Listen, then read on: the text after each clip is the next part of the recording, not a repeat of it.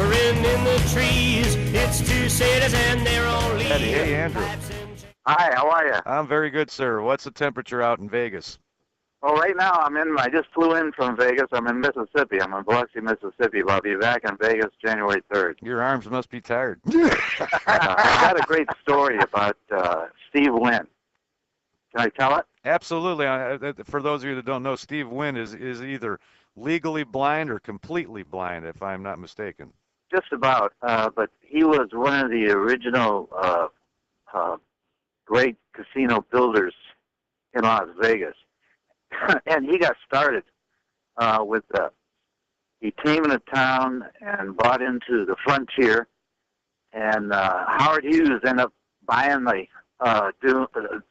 Frontier out, and Steve Wynn left, and he met an interesting fellow named E. Perry Thomas, who was a banker. And Perry Thomas advised... A banker? Did you say a baker? He was a banker. Oh, a banker. Made a lot of loans in Las Vegas. And he always advised Howard Hughes on what to acquire, telling him whether it was a good deal or not. Right. And when Howard Hughes left town in 1970, Steve Wynn and E. Perry Thomas became very good friends. And Thomas advised Steve Wynn on what to buy. And what he told him to get was an acre-and-a-half piece of property on the corner of Flamingo and the Strip, which was owned by Howard Hughes. Told him he had to trade Howard for the property. The only way he'd get it, wouldn't be able to buy it, he had to trade it. And Steve Wynn acquired a piece of property and traded Howard Hughes for that acre-and-a-half, and then advertised in the paper he was going to build it. This is a little acre-and-a-half parcel that was right next to Caesar's Palace. Right. And Steve Wynn advertised in the paper that he was going to build a small casino right next to Caesar's Palace. And Jay Sarno, who owned Caesar's Palace, got so upset he offered Steve Wynn a huge amount of money to acquire that property. And it gave Steve Wynn such a big profit that when he sold it to Jay Sarno, he took that money along with a couple of friends and buying controlling interest in the Golden Nugget downtown, which E. Perry Thomas also advised Steve Wynn on what to purchase. The Golden Nugget was the best available property, had the best location, had the most outstanding stock. Steve Wynn and his friends bought it out, added 591 hotel rooms to it, and made a tremendous profit. And that was the seed, that acre-and-a-half property next to Caesar's Palace, that eventually made Steve Wynn a billionaire. Did Wynn build the Mirage or Treasure Island or both, or which one? He built both. In 1989, he built the Mirage. Well, then 2 years later, he built Treasure Island. If you know about Wynn, you must know something about the crazy dude. I think it's Bob Stupek.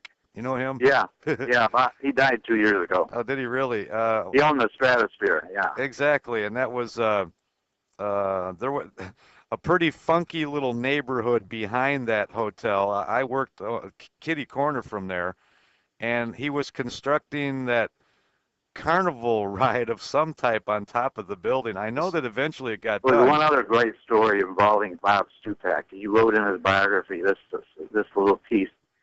A fellow named Kerry Packer, an Australian billionaire who loved to gamble.